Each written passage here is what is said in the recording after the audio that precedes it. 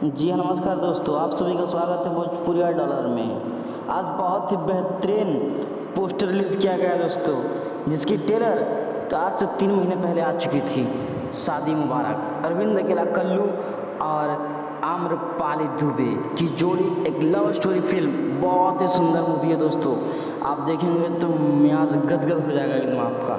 इतनी बेहतरीन मूवी बनी है, ट्रेलर बहुत बढ़िया ट्रेलर लगा देखने में, सभी लोग को ट्रेलर पसंद आया दोस्तों।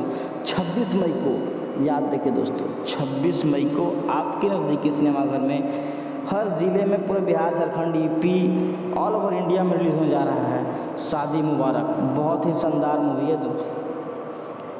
इस फिल्म में आम्रपाली दुबे और अरविंद अकेला कल्लू की लव स्टोरी से भरा ये सिनेमा, बहुत मज़ा, और एक से गाने, एक से फिल्म बना है दोस्तों।